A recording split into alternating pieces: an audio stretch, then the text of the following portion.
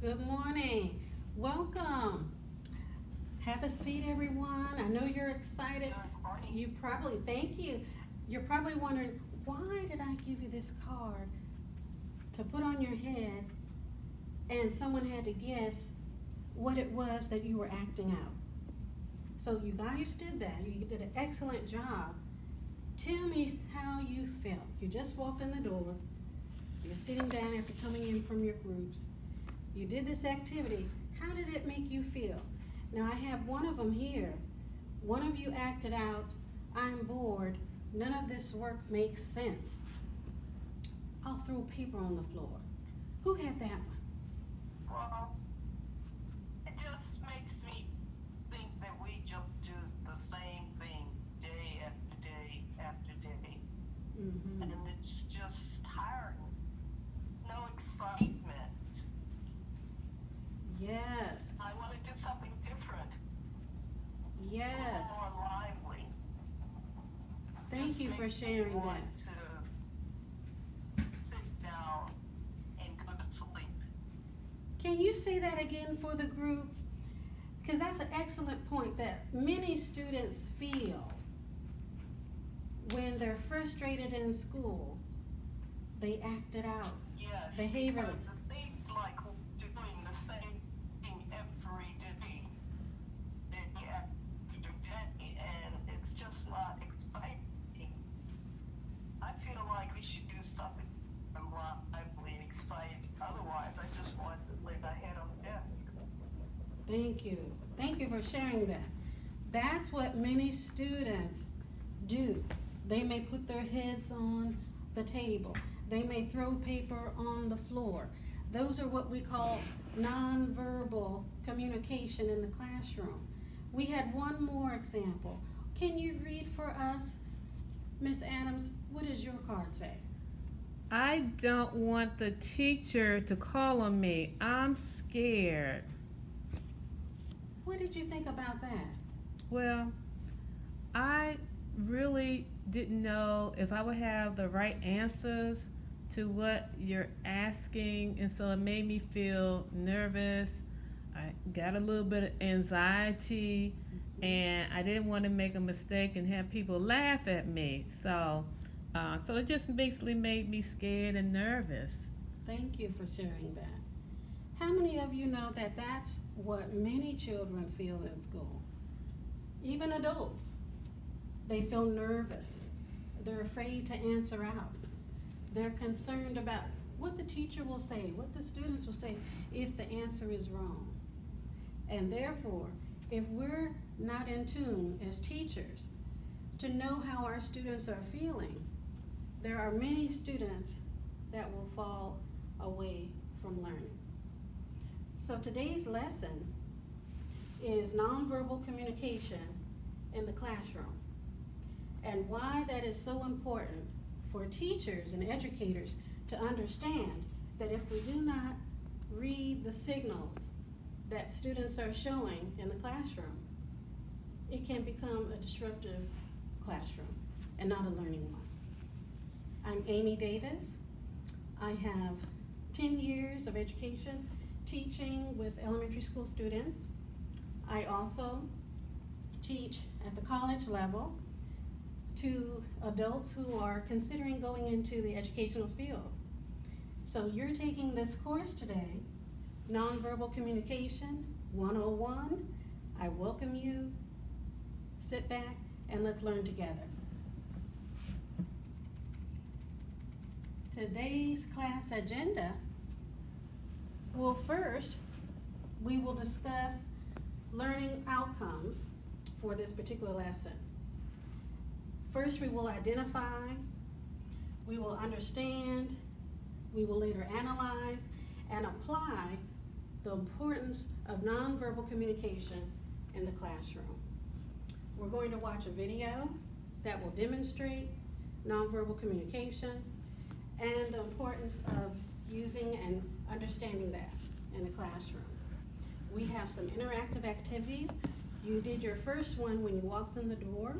We call that Think, Pair, Share, where you first think about what you want to answer.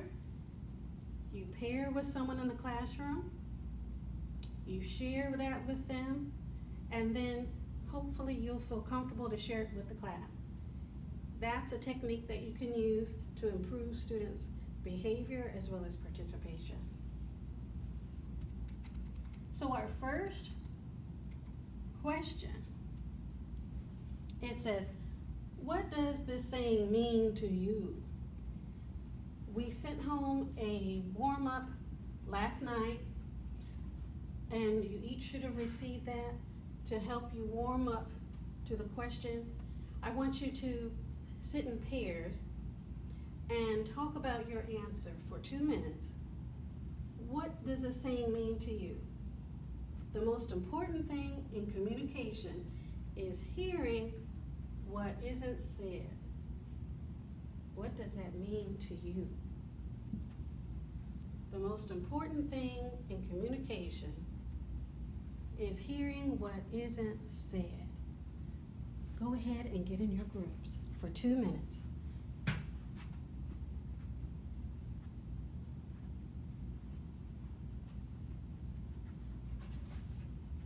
The first thing that I think of is body language.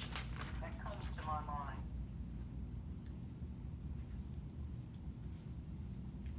I think of body language too.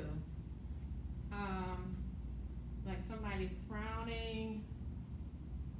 Oh, me too. I think of it as well. Somebody like angry eyebrows. Someone with their hands crossed. Yes.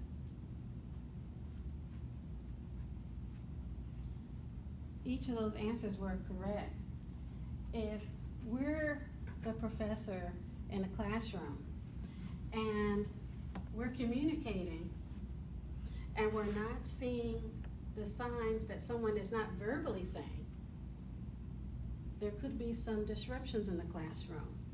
So if a child walks in, puts their head down, or an adult, if you're teaching adults, walks into the classroom, doesn't make eye contact with the teacher, appears bored, there could be other signals, other things going on with that person, that student, that you're not aware of, and it could lead to disruptions. What are some types of disruptions that do you think that could happen in a classroom?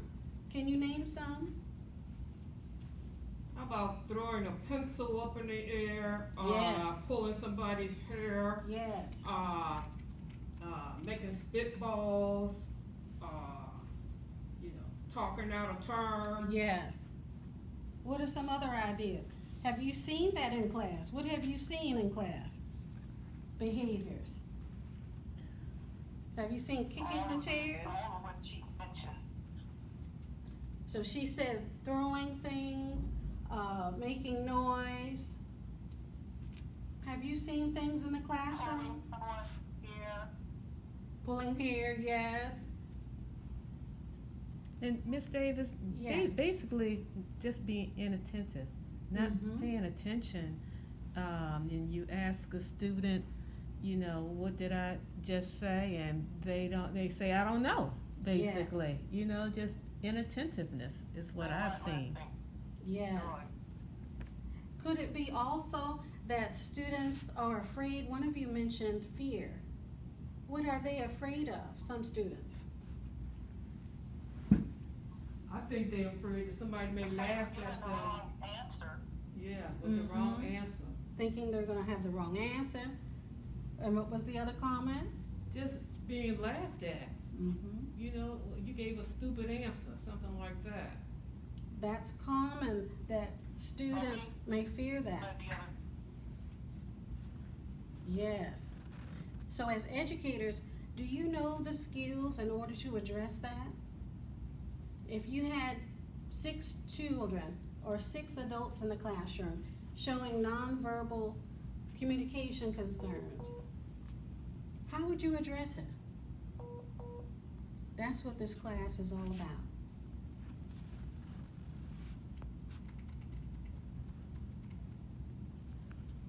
you see this next slide? What are students telling you? When I taught a young man that I'll name Jimmy, who had been in 7 classrooms prior to my classroom in the 4th grade, he was known as a student that was very disruptive, would curse a teacher, would knock things off of the wall, would become violent even with students. And they labeled him a problem child. He'll never learn. They said that he would just be a nobody one day. So I knew when this child came to my classroom that I was going to have to monitor him and to teach him. And for a period of time, I saw those same behaviors that the other teachers had seen. But what wasn't known was why. If you look at this picture here, these are some of the visual that you will see a child or an adult going through and displaying. Look at his face. What is his face telling us? That he's angry. Angry. How about this child? What is he doing? Everyone else is writing and learning, but what is he doing? The second picture. Look like he is bored Bored. or sleepy. Yes. Depression. He's disconnected. How about the little girl with the pencil? She looks disconnected to me. Mhm. It's just, her mind looks like it's somewhere else. And then the last picture. What does that tell you? I don't know, Miss Davis, that's kind of hard to determine. They look like they are interested Yes. in what's going on with the teacher. Yes, their eyes are looking, they appear to be engaged, right? All the things we hope for a student to know. Did you know that one of these students could not read? And the child couldn't verbally tell that to the teacher. But the teacher here in the back had to sit with the child in the front once she learned that the child could not read, because his behaviors exhibited just like the little boy in the front, the frowning. That's what we're talking about today. But what happens if the teacher does not read those signals? Did you see how we were able to pinpoint certain areas of the child's, how they looked, how they sat? We could attribute that to how they may be feeling. But what if the teacher is not able to pick up on those signals? What if a child looks like they're engaged in the lesson, but they're really not? What other signals can you look for to find out if they need other help? The story of Jimmy that I was telling you about, he ended up being a student who lived in a very violent household, where his father was abusive to his mother, where he was placed briefly in foster care. They didn't have food to feed everyone. And so the teacher didn't know all of that beforehand, but as he sat in the classroom, his behaviors were based from somewhere else. But he showed it in the classroom. We have a video that we will show now that will give you a better glimpse as to nonverbal.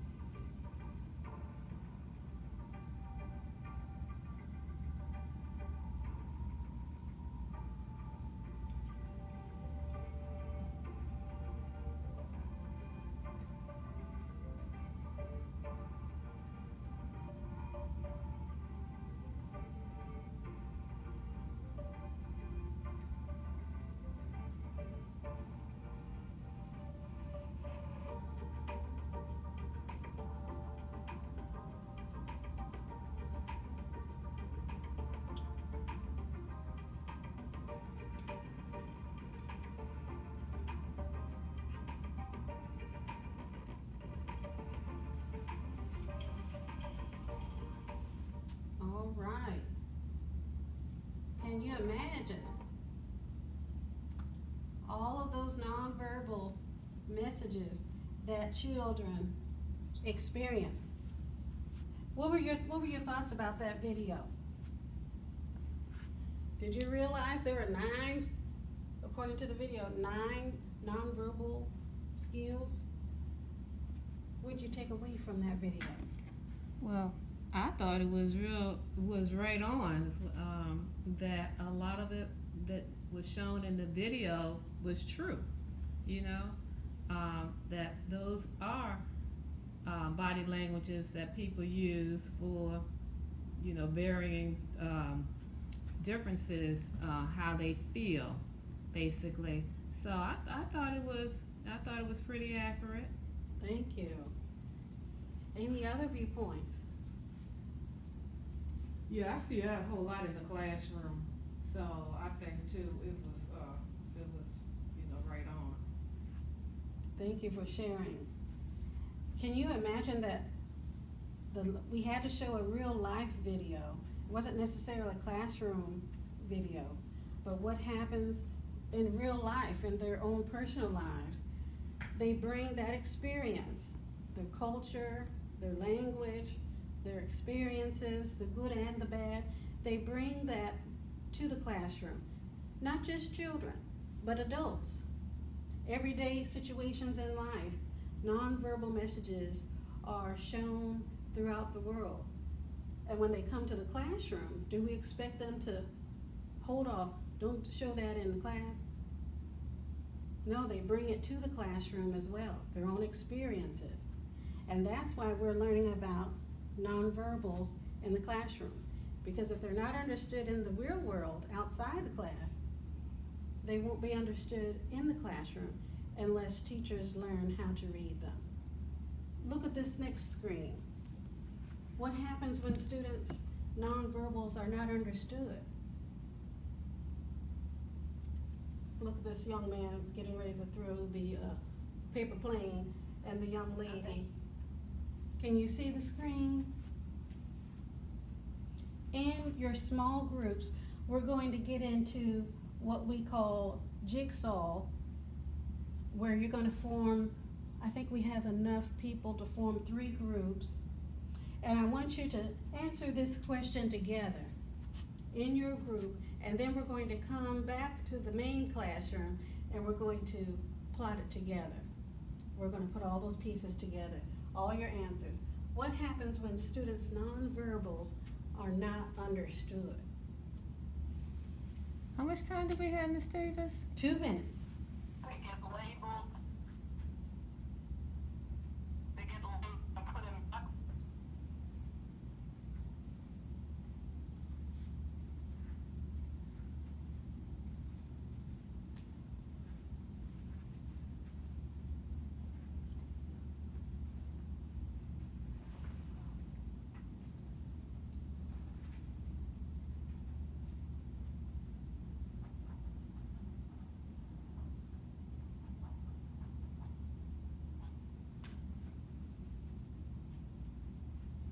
All right. You all are working so good in your groups. I see on your boards that you have several ideas. Let's start sharing now.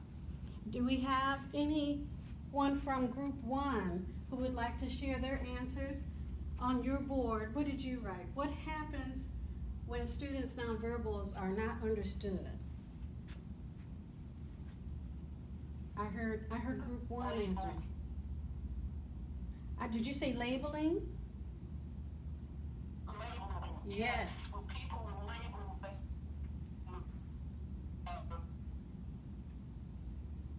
Yeah. Retarded, stupid, whatever, and we don't really know the whole truth. Or they get what we call being placed in boxes. Mm. You know, it's easy. It does generalize.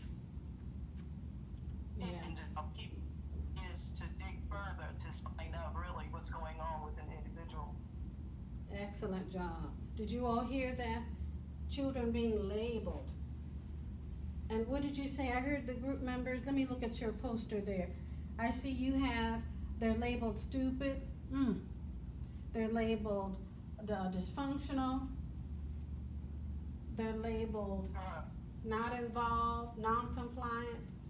Negative words. Group 2. Okay, and I like to add on to that, and I do agree with what she said, but they get labeled by their peers and by teachers as well, and other teachers as well. And then they end up being subdivided down to different groups, you know, even though it's the A and the B group, we know that the A group is the ones that read on a certain grade level, and then the B groups are ones that may read on a slower grade level. So all that, you know, terms what a person's ability or disability is. Yes. So yeah, that's what, you know, we saw in our group. Thank you. Both groups are doing excellent. Yeah. Group 3, and what was it you're saying?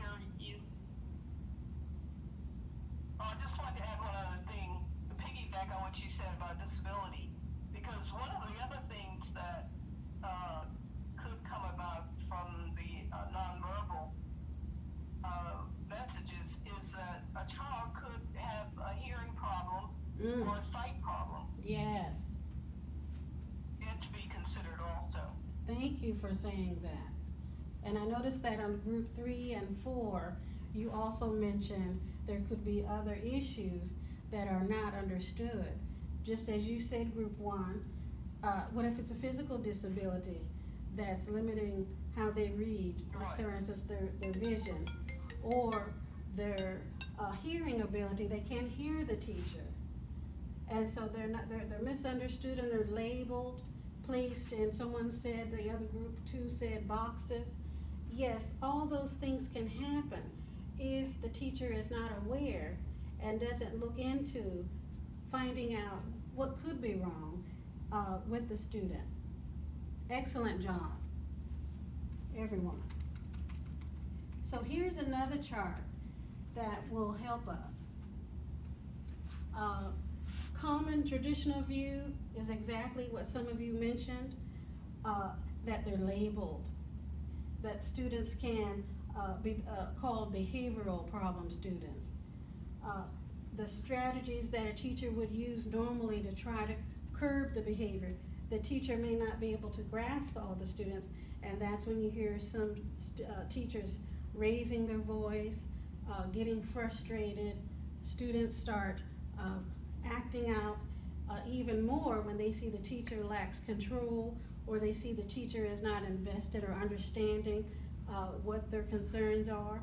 And if a student feels unheard, academically, they decline, behaviorally, they worsen. So that's the common traditional view, looking at the surface, what their actions are showing. But the trauma-informed view looks deeper. And that's why you're taking this class, to go deeper into understanding the nonverbal skills that are showing to a student in the classroom, to the teachers. So a teacher then will use more strengths. What can the child do? Perhaps if they're not behaving a certain way positively, perhaps that child is involved in sports. Maybe they're an outgoing child. They make friends easily. Somehow that teacher has to grasp some positives about the student. Maybe they're autistic. They can't verbalize appropriately, or the writing skills are poor. Maybe the teacher can utilize art as a way to grasp that student. All right. We're almost done. 4 stages of observation. Did you know that there's nonverbal, facial expression? One of the groups mentioned body language, and then there's verbal behavior. In your groups, we're going to have 4 groups. You're going to break down each of those sections. Group 1, you're going to look at the nonverbal skills. Group 2, you're going to look at facial expressions, group 3, body language, and group 4, verbal behaviors. On your desk, you're going to find 3 case studies. You're going to pick one, and then the 4th case study is on this table. Take 5 minutes with your groups to review those, and remember your sections, 1, 2, 3, and 4. Take 5 minutes.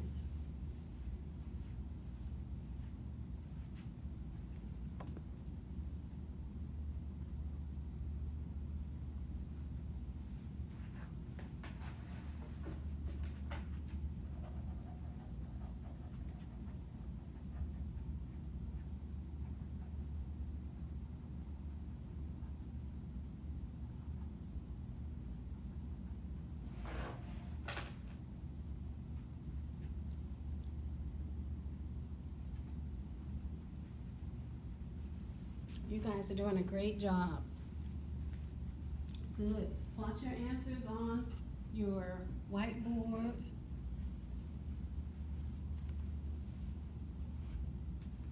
Excellent.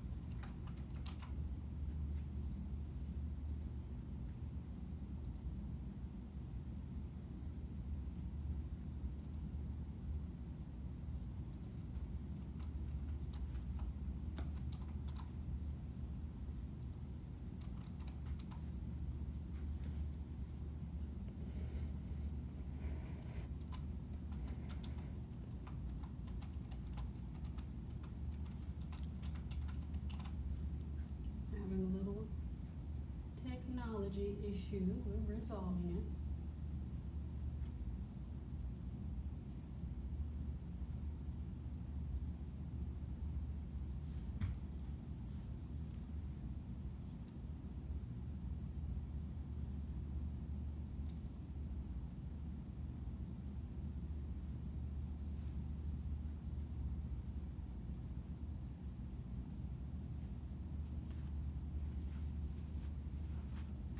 All right.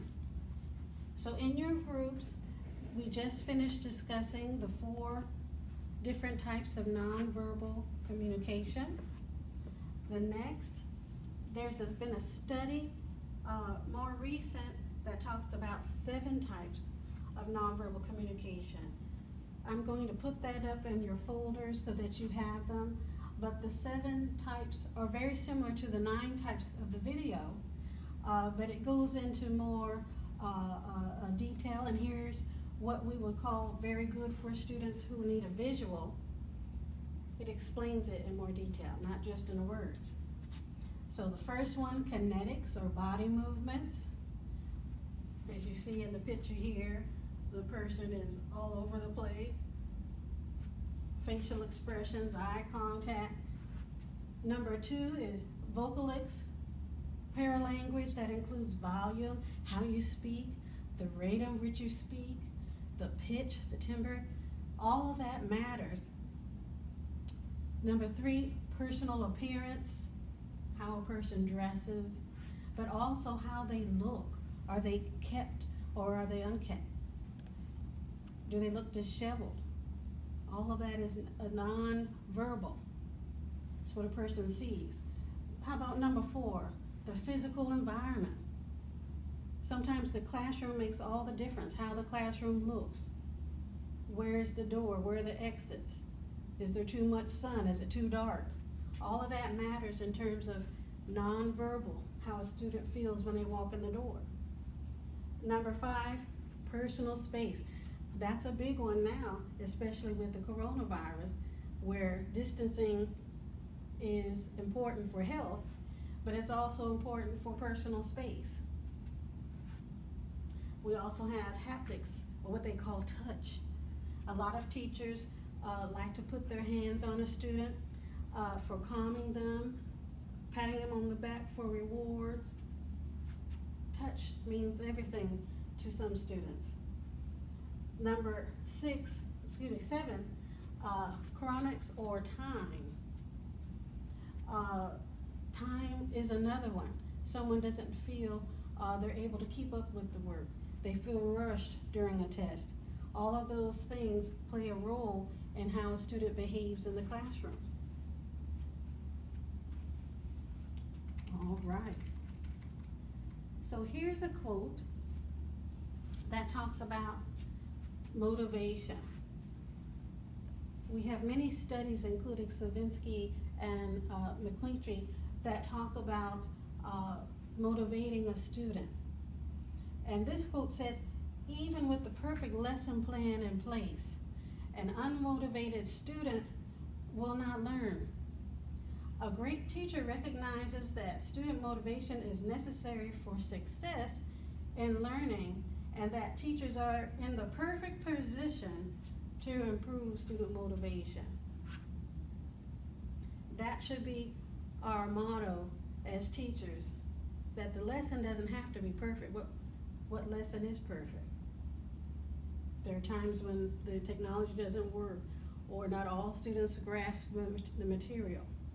But what is long-lasting and what is most important is motivating students. In particular, those students that struggle due to having problems with expressing themselves.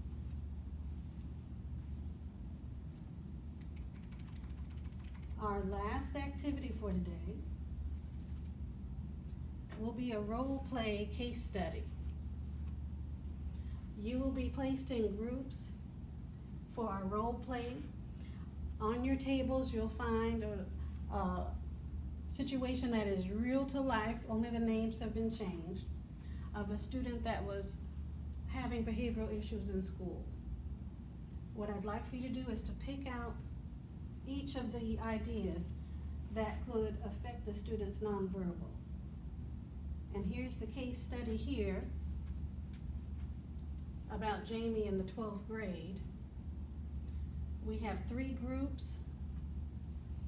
Read the subject about what happened to Jamie. She kept talking with her classmates in a low voice while the teacher was explaining. And then she started giving a sad face, and an attitude was noticed by the teacher. Under her desk, she started hitting her pencils against the side of it. It makes enough noise that other students and the teacher hears. It seems her behaviors are worsening over time. So group 1, you're going to look for what are the nonverbal cues that Jamie had and is displaying, and how is that affecting the class. Group 2, you will work on what could Jamie's behaviors be indicating about her life. Remember Jimmy? It was more than just how he was acting in the classroom, right? Something was happening at home. What do you think is happening with Jamie? And then group 3, your question, how should the teacher intervene to help Jamie? I hope you enjoyed this lesson. Take 5 minutes for your groups. Thank you very much.